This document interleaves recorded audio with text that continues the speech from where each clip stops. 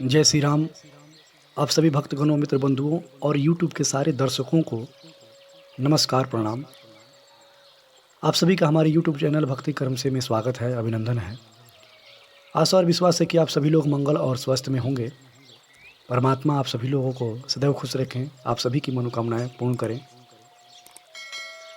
आज आप सब के लिए इस वीडियो के माध्यम से बहुत ही महत्वपूर्ण चर्चा लेकर के उपस्थित हुआ हूँ।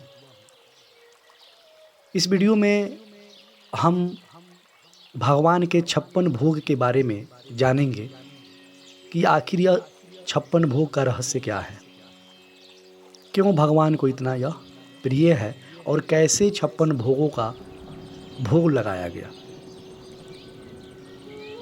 किंतु वीडियो आरंभ करने से पहले आप सभी से एक निवेदन है, एक प्रार्थना है, और मुझे विश्वास है कि आप मेरा यह निवेदन और प्रार्थना अवश्य स्वीकार करेंगे। यह निवेदन है, गर्मी का मौसम शुरू हो चुका है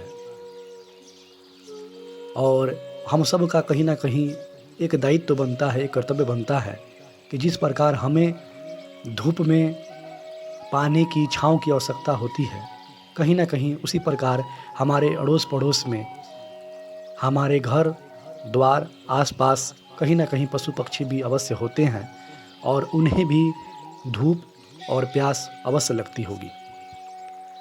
मैं यह नहीं कह रहा हूँ कि आप सभी लोग अपना काम धाम छोड़ करके, अपना कार्य छोड़ करके उनकी सेवा में लग जाएं, किंतु यथार्थ जितना भी आप सभी से होता है, यथासंभव यही प्रयास करें कि कम से कम इनके लिए पानी की व्यवस्था कर दें, इनके लिए कुछ काछ भोजन की व्यवस्था कर दें। पशु पक्षियों का भी ख्याल रखें। हमें अपने भोजन सामग्रियों में से कुछ इनके हिस्से का भी रखना चाहिए। परमात्मा हमें बुद्धिजीवी इसीलिए बनाए हैं कि हम बाकी मूक जीवों का, जो बोल नहीं सकते हैं, ऐसे जीवों का सहारा बन सकें। परमात्मा तो सबके स्वामी हैं, वो चाहें तो सबका 1 मिनट में उद्धार कर सकते हैं, किंतु कहीं ना कहीं वो हमारे मनुष्य जाति का इसी बहाने परीक्षा ले रहे हैं। अतः आप सबसे विनम्र निवेदन है कि यथासंभव जितना भी आपसे हो सके, आप इन पशु पक्षियों के लिए कुछ न कुछ अपने हिस्से का उनको समर्पित करें, उनके लिए छोड़ें, उनको दें। और यह हमारे धर्म शास्त्र में भी निहित है कि चींटियों को, पशु पक्षियों को दाना, अन्न, पानी खिलाने से, पिलाने से कहीं ना कहीं हमारे ऊपर का जो ग्रह का दुष्परिणाम है, जो दुष्प्रभाव है, वह कम होता है। उसके बाद हमारे घर में जो क्लेश है वो ख़त्म होता है। हम किसी कार्य में सफलता नहीं पाते हैं, यथासंभव उसमें भी उन्नति होने का अवसर बढ़ जाता है। अन्न बन किसी प्रकार का किसी से नहीं बनता है, वो भी संभव हो जाता है। इसलिए मित्र बंधु, जब हमारे धर्म में यह निहित है कि हमें जीवों के लिए, जीवों की सेवा के लिए हमेशा सदैव तत्पर होना चाहिए, तो आप सब और हम सब इस प्रेरणा से, इस उद्देश्य से आगे बढ़ करके इन जीवों की सहायता करें, इनके लिए कुछ न कुछ भोजन पानी की व्यवस्था करें। आशा और उम्मीद है कि यह सब आप अवश्य करेंगे और कहीं ना कहीं पहले से भी करते आ रहे होंगे। आइए वीडियो को शुरू करते हैं। जैसा कि मैंने आपको बताया कि इस वीडियो में हम 56 भोग के रहस्य के बारे में जानेंगे कि आखिर यह 56 भोग प्रारंभ कैसे हुआ। भगवान को लगाए जाने वाले भोग की बहुत बड़ी महिमा है। इसके लिए 56 प्रकार के व्यंजन परोसे जाते हैं, जिसे 56 भोग कहा जाता है। यह भोग रसगुल्ले से शुरू होकर दही, चावल, पूरी, पापड़ आदि से होते हुए इलायची पर जाकर खत्म होता है। अष्टपहर भोजन करने वाले बाल कृष्ण भगवान को अर्पित किए जाने वाले 56 भोग के पीछे कई रोचक कथाएं हैं। ऐसा कहा जाता है कि यशोदा जी बाल कृष्ण को एक दिन में अष्टपहर भोजन कराती थी। अर्थात बाल कृष्ण 8 बार भोजन करते थे। जब इंद्र के प्रकोप से सारे वज्र को बचाने के लिए भगवान श्री कृष्ण ने गोवर्धन पर्वत को उठाया था, तब लगातार 7 दिन तक भगवान ने अन्न जल ग्रहण नहीं किया। 8वें दिन जब भगवान ने देखा कि अब इंद्र की वर्षा खत्म हो गई है, बंद हो गई है, तो उन्होंने सभी ब्रजवासियों को गोवर्धन पर्वत से बाहर निकल जाने को कहा था। तब दिन में 8 प्रहर भोजन करने वाले वज्र के नंदलाल कन्हैया का लगातार 7 दिन तक भूखा रहना उनके ब्रजवासियों और मैया यशोदा के लिए बड़ा कष्टप्रद हुआ। भगवान के प्रति अपनी अनन्य श्रद्धा भक्ति दिखाते हुए सभी ब्रजवासियों सहित यशोदा जी ने 7 दिन और 8 प्रहर के हिसाब से 7 गुने 8 बराबर 56 व्यंजनों का भोग बाल कृष्ण को लगाया।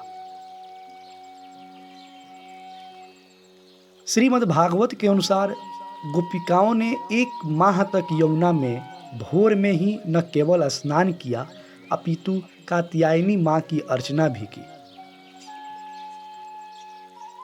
इस मनोकामना से की कि उन्हें नंद कुमार ही पति रूप में प्राप्त हो। श्री कृष्ण ने उनकी मनोकामना पूर्ति की भी सहमति दे दी।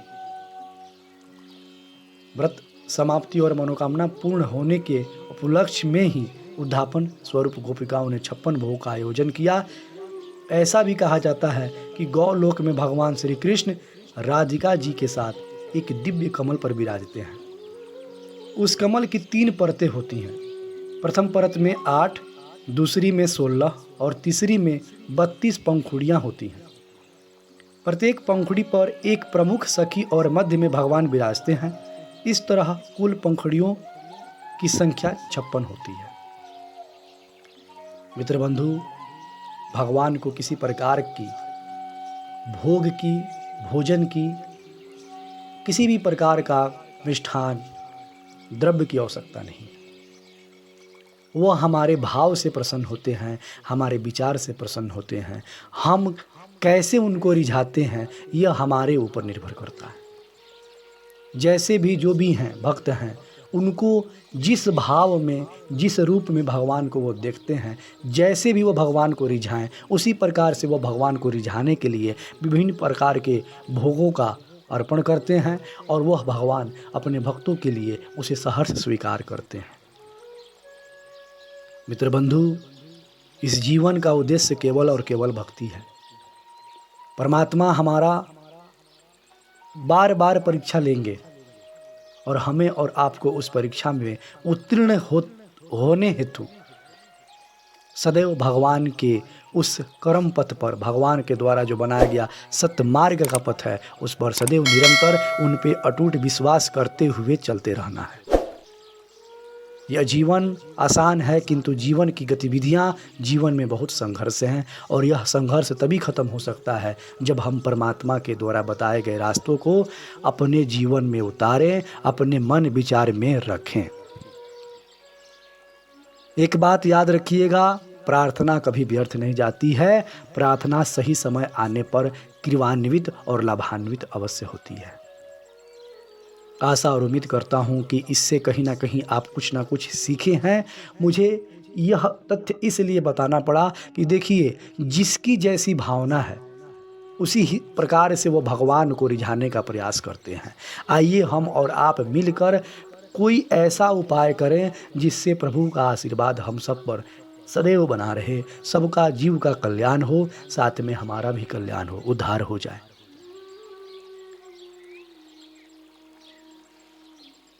मित्र बंधु, 56 प्रकार के भोगों का नाम मैं इस वीडियो में दिखाऊंगा।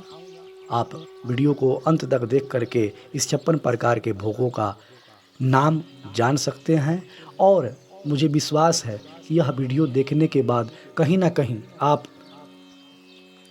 भगवान को किसी न किसी माध्यम से रिझाने का अवश्य प्रयास करेंगे।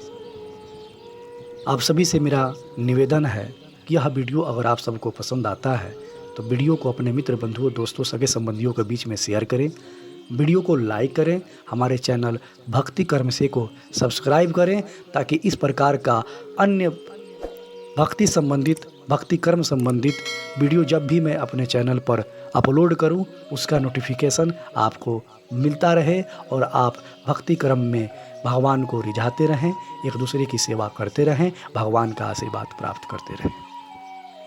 आप सभी का दिन शुभ हो। परमात्मा का आशीर्वाद हम सब पर, आप सब पर सदैव बना रहे। राधे राधे।